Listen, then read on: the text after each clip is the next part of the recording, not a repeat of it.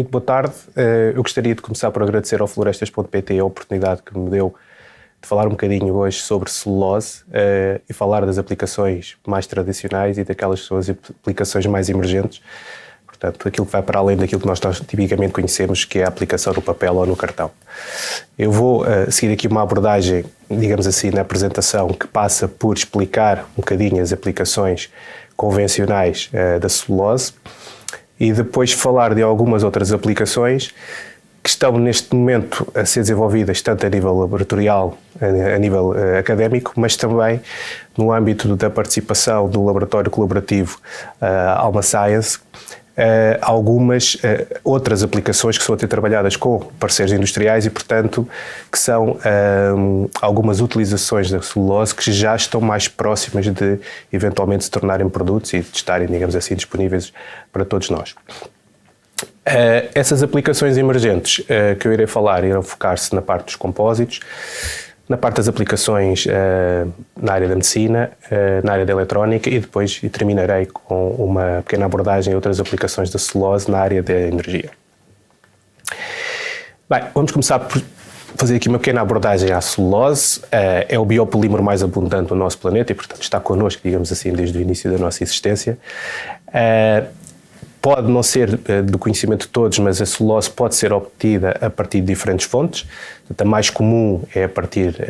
da madeira e plantas, como o algodão, mas existem outras fontes, como por exemplo alguns animais que chamamos os tunicatos, que também de onde pode ser extraída a celulose,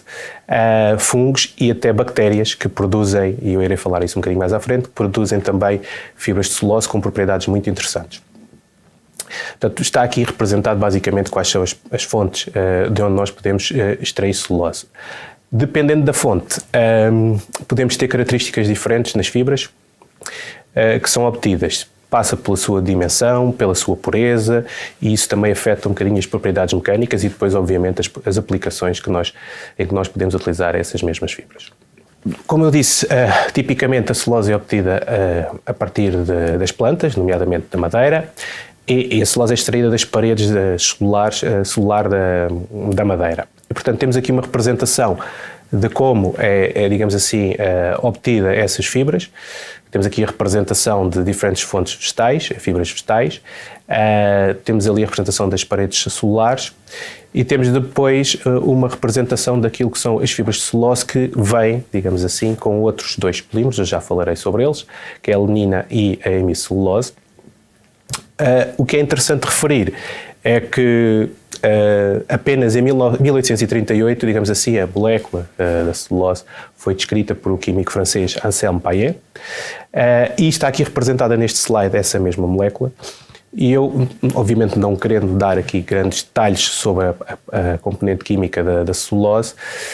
queria apenas referir que tem aqui estes grupos que estão aqui representados por grupos OH, que são extremamente interessantes, porque além de permitirem a ligação entre as diferentes cadeias da celulose e depois entre as próprias fibras, permitem também fazer uma coisa que nós chamamos funcionalização, basicamente modificar um pouco estas moléculas de celulose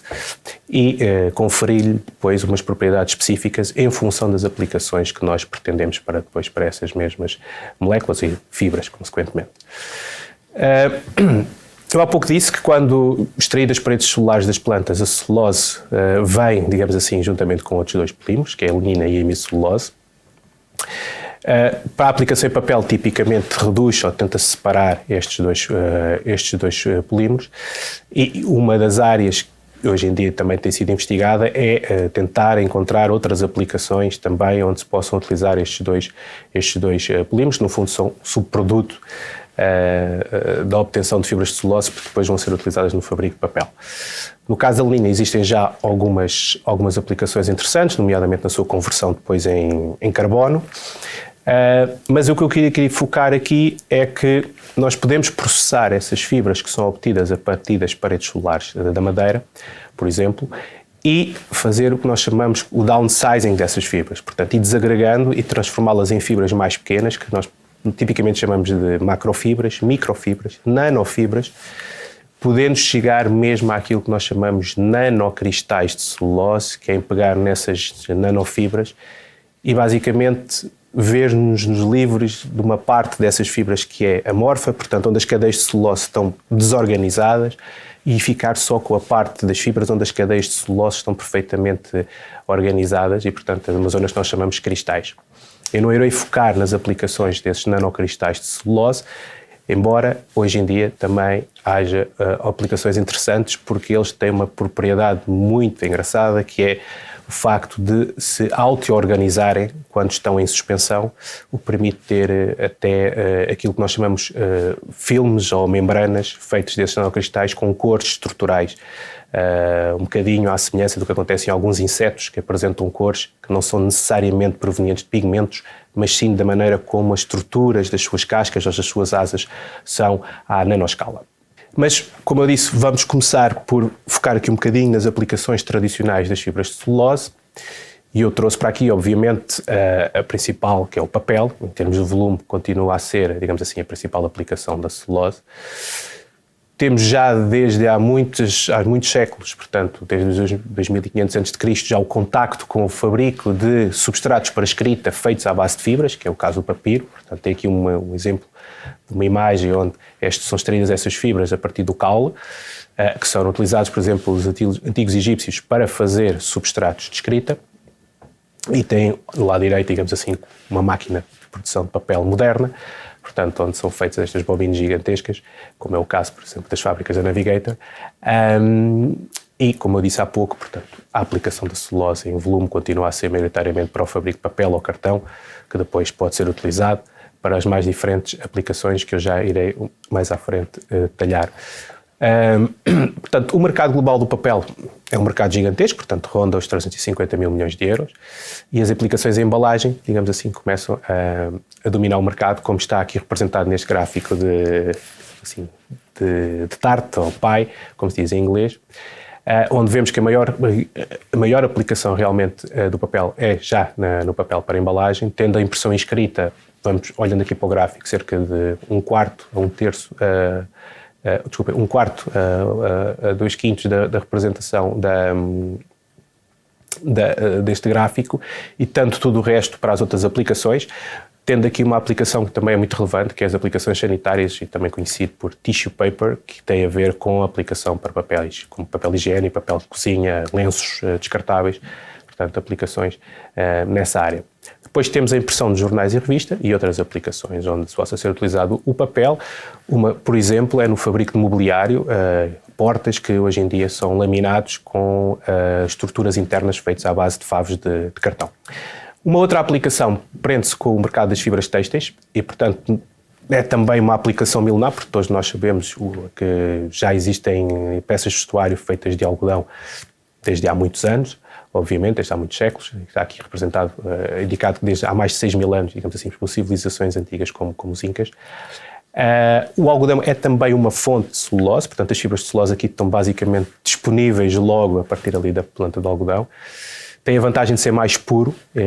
portanto tem aqui a constituição, está aqui representada também a constituição destas fibras quando são extraídas, e portanto conseguimos realmente perceber que não temos que nos ver livre, como há pouco referido, os outros dois polímeros tipicamente vêm agarrados às fibras de celulose quando são extraídas da madeira, até porque esses polímeros são necessários para dar a própria estrutura mecânica da madeira. Aqui não temos essa necessidade e as fibras são já muito mais puras. E, portanto, a aplicação da celulose em fibras têxteis, nomeadamente, no caso do algodão, já com milénios, digamos assim, de existência. O que é algo mais recente, continua a ser fibras que nós chamamos de fibras de celulose regeneradas, portanto, continuamos a falar de celulose, do mesmo polímero, da mesma cadeia polimérica que eu há pouco mostrei, digamos assim, a sua fórmula química, não bem a fórmula, mas digamos assim, a estrutura química da molécula, e a celulose pode ser dissolvida. Portanto, eu há pouco referi que aqueles grupos OH podem ser modificados e nós realmente, porque é importante referir isto, porque a celulose não é solúvel naturalmente em água, okay? Portanto, precisamos de modificar aqueles grupos OH para que as moléculas de celulose, ou que nesse caso já são derivados de celulose, possam ser dissolvidos em água. Mas se utilizarmos celulose a partir de fibras para dissolver essas fibras, os solventes são mais complexos, também não vale a pena detalhar muito, mas basicamente o que implica é utilizar um sistema de solventes que vai dissolver essas fibras, vamos obter aquelas moléculas basicamente separadas umas das outras, não já na forma das fibras nativas, mas depois podemos forçar a sua regeneração, ou seja, que essas moléculas se voltem, digamos assim, a encadear umas com as outras, e daí nós estamos a falar de celulose regenerada. Portanto, o processo está aqui mais ou menos representado também, portanto, a parte da dissolução das fibras nativas, o forçar essa solução a passar por uns orifícios que dá origem a umas fibras que são depois regeneradas, basicamente formadas ou solidificadas, vamos simplificar desta forma, num banho ácido que força essa regeneração. E, portanto, temos fibras de celulose. Novamente, mas neste caso já não são fibras nativas, são fibras, como eu disse, já podemos chamar sintéticas, do ponto de vista de terem sido fabricadas pelo homem, mas que tem uma vantagem muito grande relativamente às fibras nativas, é que nós podemos controlar a sua dimensão, a sua pureza, até a sua própria estrutura, morfologia, até a estrutura interna, como estão aqui alguns exemplos, e com isso alterar as suas propriedades mecânicas, torná-las menos flexíveis, mais flexíveis, e isso para a aplicação em vestuário, dependendo também da peça de vestuário que estamos a falar, é muito importante. Portanto, apresentam estas vantagens relativamente às fibras nativas. É um mercado também global com um valor elevado, mas aqui o que importa salientar é que estas fibras regeneradas já representam cerca de 18 mil milhões de euros em 1 bilhão de euros. Okay? Ainda não é uma fração muito grande. Temos o algodão, que tem uma fração muito maior em termos de fibras têxteis, 10% do mercado, mas estas fibras regeneradas têm um crescimento previsto de 10% ao ano, ao contrário do papel, que está mais ou menos numa fase de estagnação. Passamos então às aplicações emergentes e, portanto, eu aqui, como eu disse, vou seguir uma abordagem de aplicações que estão um bocadinho ainda mais próximos do laboratório na universidade, outras já estão mais próximos de produtos que possam ser disponibilizados nos próximos anos. Portanto, a celulose, eu há pouco referi, portanto, é um material multifuncional, podemos alterar, e já vimos, podemos alterar quimicamente as fibras, podemos fazer fibras com diferentes dimensões. Está aqui o exemplo de uma imagem do que está do lado direito, de fibras produzidas por bactérias, portanto, reparem que as fibras são... O arranjo das fibras produzidas pelas bactérias é muito semelhante ao que se encontra no papel, e a imagem do lado esquerdo é uma imagem de microscopia eletrónica da superfície do papel, mas que a dimensão é cerca de 1000 vezes, digamos assim, menor as fibras produzidas pelas bactérias, mas o tipo de arranjo que obtemos é muito semelhante. São fibras à nanoscala, são nanofibras de celulose, neste caso muito puras, porque não são extraídas a partir da madeira, são diretamente produzidas por bactérias. Uma aplicação de fibras de celulose, podem ser fibras nativas ou fibras regeneradas, é, por exemplo, na aplicação em compósitos. O compósito é uma mistura de dois materiais com funções, digamos assim, complementares. Temos uma matriz que dá a forma à peça, temos fibras ou reforço que dá, digamos assim, força mecânica ou resistência mecânica a essa mesma peça, e essas fibras ou esse reforço pode ser à base de fibras de celulose. A matriz tipicamente não é, e muitas vezes são polímeros termoendurecíveis que não são propriamente biodegradáveis, digamos assim, ou de origem natural, embora já hajam alguns trabalhos também em matrizes de polímeros de origem natural. Uma outra aplicação das fibras de celulose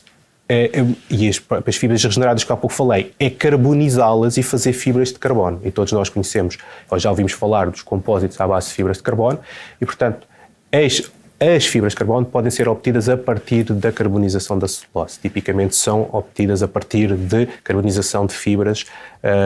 obtidas a partir de polímeros de origem fóssil. Na área da medicina, há aqui duas aplicações que eu trago aqui só para aguçar a curiosidade, que chama-se os scaffolds, basicamente é moldes para crescimento celular, para regeneração de tecidos.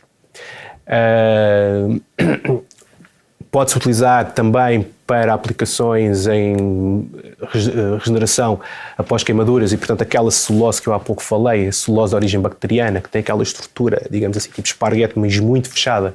é muito boa, por exemplo, para proteger zonas que foram danificadas por queimaduras, porque permite essa zona respirar, mas aqueles poros são tão pequenos que não permite, por exemplo, que bactérias entrem em contacto com a pele. Eu há pouco esqueci-me de dizer, é de origem bacteriana, mas depois, obviamente, temos que eliminar as bactérias que lhe dão origem e purificá-la e, digamos assim, esterilizá-la antes destas aplicações, obviamente. Mas pronto, tem essa aplicação para a regeneração de tecidos, que é uma aplicação interessante. Há também uma aplicação que todos hoje em dia já entramos com certeza em contacto com, que tem a ver com estes testes de fluxo lateral. E com o Covid estes testes tornaram-se obviamente quase rotineiros no nosso dia-a-dia, e a película, digamos assim, interior, onde há o fluxo, onde nós colocamos a solução e há esse fluxo lateral, é feita à base de um material que já não é bem um polímero natural, que é nitrocelulose, apesar de ter celulose no nome, mas há muito trabalho a ser desenvolvido para que essas membranas e estes, digamos assim, testes de fluxo lateral sejam feitos com papel, e basicamente o que nós temos é o que chamamos microfluídica no papel, que é colocamos um líquido e esse líquido é conduzido por capilaridade dentro de uma estrutura de papel. E depois há zonas funcionalizadas, com anticorpos, com enzimas, portanto, dependendo do tipo de teste que estamos a fazer. Esta é uma aplicação, como eu disse há pouco, no âmbito do trabalho que estamos a desenvolver no Laboratório Colaborativo Alma Science, que tem a ver com a substituição dos meios de cultura bacterianos comuns à base de agar, de gel de agarose, que está aqui representado do lado esquerdo, na imagem do lado esquerdo e, digamos assim, a caixa mais ao lado esquerdo, por meios à base de celulose, onde nós aplicamos não só uma base de papel, digamos assim, vamos simplificar, coberta com um gel de celulose. Portanto, já demonstramos que o crescimento bacteriano é semelhante nestes meios comparativamente aos meios de agar, onde podemos também introduzir agentes cromóforos para detectar melhor a presença do crescimento bacteriano e, portanto, está em fase de validação este conceito e esta aplicação também para materiais de base celulose. Uma aplicação que provavelmente todos também já ouviram falar, embora ainda esteja num ponto de vista um bocadinho mais académico, tem a ver com a parte da eletrónica e utilizar celulose na parte da eletrónica. Aqui trago um exemplo de uma membrana de nanocelulose, portanto aquelas fibras mais pequeninas de celulose, feitas de uma forma quase como um papel, mas que o papel fica transparente, tem a ver com a dimensão das fibras, portanto quando as fibras são muito pequenas, mais pequenas que aquilo que nós chamamos de comprimento de onda da luz, a interação com a luz é um bocadinho diferente do convencional, para fibras maiores, e portanto essas membranas tornam-se transparentes, e está ali representada naquela fotografia, e nessas membranas nós conseguimos produzir transistores. Por exemplo, é um dispositivo eletrónico, que nós chamamos de transistores,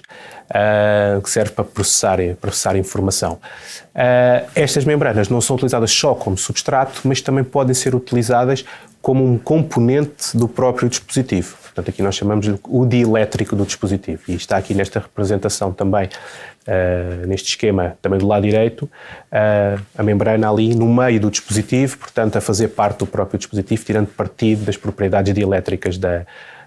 celulose e da possibilidade de as podermos modificar também com a adição de certos tipos de íons. A vantagem de utilizar estes materiais na eletrónica, obviamente, passa por poder reciclar estes dispositivos. Temos aqui o exemplo de uns transistores impressos neste tipo de membranas e vemos aqui neste vídeo que está a passar que basicamente o que nós necessitamos fazer depois de utilizar os dispositivos é cortar em pequenos pedaços essa membrana e voltar a redispersar as fibras de celulose e basicamente fazer uma nova membrana que pode ser depois utilizada para fazer novamente dispositivos eletrónicos. Uma outra aplicação para a eletrónica, não neste caso na parte das fibras, mas na parte dos derivados de celulose, que eu há pouco também falei, quando nós fazemos a tal modificação química das cadeias de celulose, conseguimos criar um derivado que se chama carboximetilcelulose ou um outro derivado que se chama acetilcelulose. A carboximetilcelulose é solúvel em água, a etilcelulose é solúvel em uma mistura, por exemplo, de álcool e acetona ou álcool e um outro solvente orgânico, e conseguimos, digamos assim, misturar depois materiais que nós chamamos de materiais funcionais, neste caso são nanopartículas de óxido de zinco, e fazer tintas que nós utilizamos para imprimir os dispositivos eletrónicos em cima do papel. Eu vou só voltar aqui atrás a este slide, portanto, o que está aqui do lado esquerdo, do lado direito, no canto inferior direito, e depois o vídeo do lado esquerdo, é exatamente dispositivos que são transistores que foram impressos nessas membranas, portanto, impressos com tecnologias, não são bem as tecnologias que nós conhecemos de impressão normal, mas podemos dizer que se assemelham muito. e temos que fazer uma tinta com os materiais que queremos depositar para fazer os dispositivos. E, portanto, essas tintas também podem ser feitas à base ou utilizando derivados de celulose como agentes, digamos assim, aglutinadores para essas partículas de dióxido de zinco ou agentes espessantes dessas tintas. E, portanto, estamos a utilizar a celulose não só como substrato e meio ativo nos dispositivos, mas também como um transportador, digamos assim, das tintas que são necessárias para fazer estes dispositivos para o topo dessas membranas. Trago aqui uma aplicação também que está a ser trabalhada no âmbito do Laboratório Colaborativo Alma Science, que é utilizar a eletrónica impressa, portanto, neste caso são sensores, não são transistores, para que possamos fazer superfícies inteligentes, sensíveis ao peso e à pressão, que nós podemos localizar onde é que os objetos são pousados e até conseguir a forma, este vídeo por acaso até não é o melhor, mas até conseguir ter a forma